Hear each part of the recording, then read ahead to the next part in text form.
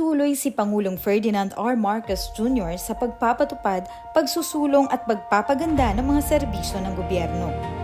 Nitong nagdaang linggo, dumalo ang Pangulo sa mga pagpupulong at personal na nag-inspeksyon sa ilang mga lugar para sa isang masagana at produktibong bagong Pilipinas.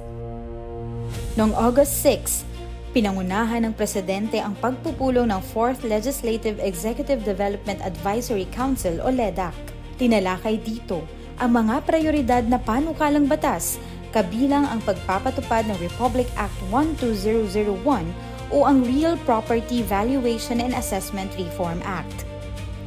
Ito ay hakbang upang matiyak ang patas na pagpapatupad ng batas at maiwasan ang dagdag pasanin sa mga negosyante. Noong August 7 ay sunod-sunod ang ginawang pagbisita ng Pangulo sa ilang lugar sa Ilocos Norte. Dumalo ang Presidente sa Mass Graduation and Technical Education Skills Development Authority o TESDA sa Ilocos Norte National High School Gymnasium. Palaging binabanggit ng Pangulo na ang mamamayan ang pinakamahalagang puhunan ng bansa. Kaya naman, pinagtutuunan ng administrasyon ang pagpapaganda ng kalidad ng edukasyon at nagbukas ng maraming oportunidad sa mga gustong madagdagan ang kanilang kasanayan.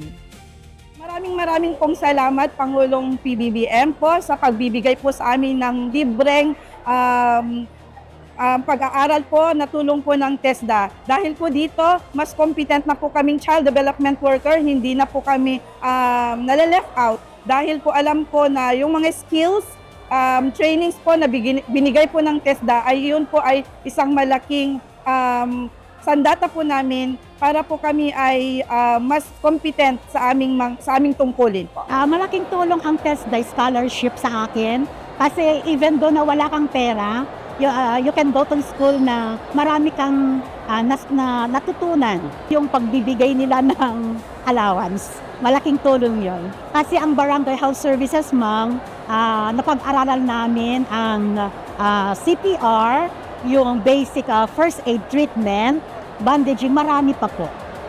So kahit po hindi ako ma-employed man, nakakatulong sa aking family.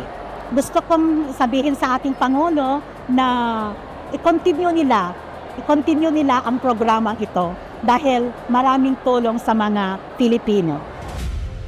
Sunod namang binisita ng Pangulo ang Governor Roque B. Ablan Sr. Memorial Hospital. Sinuri niya ang bagong dialysis center ng ospital at ang pagpapatupad ng Zero Balance Billing o ZBB program. Bahagi ito ng pagsisikap ng Pangulo na maging ligtas at malusog ang bawat Pilipino at hindi na matakot magpagamot. Ang mga pasyente po, pagka-admit, wala nang iisipin. Kumbaga, pag-uwi, yung kanilang pagpapagaling, nakatutok na lang po yung pamilya ng bawat pasyente na na-admit dito. So, maganda po na programa ng gobyerno ito at sana po tuloy-tuloy yung tuloy-tuloy lang. Yung serbisyo namin dito sa Provincial Hospital, nakaakma po doon sa programa ng ating gobyerno na ang pasyente, pag na-admit, in terms of their health status, pag na-admit, uuwi po, walang burden po financially. Napakalaking tulong po para sa amin, lalong na po ang mga katulad namin na solo na namumuhay. Wala po kaming ibang inaasahan, kundi ang tulong po ng gobyerno. Nag-inspeksyon din ang Pangulo sa Batak Public Market at pinangunahan ang pagbibigay ng 20,000 pesos na livelihood assistance sa 128 stall owners na apektado ng masunog ito. Nasaksihan din niya ang pagkakaloob ng 150 million pesos na pondo mula sa Local Government Support Fund o LGSF, Special Allotment Release Order, SARO, na nakalaan sa rehabilitasyon ng nabanggit na pamilihan.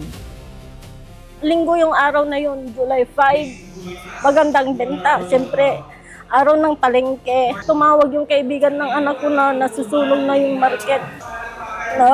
Said to say na pagdating namin, wala na yung pwesto namin.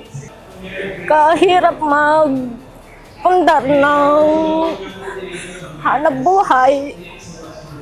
Dito lang kami umaasa sa pang-araw-araw na aming pangangailangan. Mabigat sa loob. Pero ang pasalamat lang namin, walang buhay na nawala sa nangyaring ito po.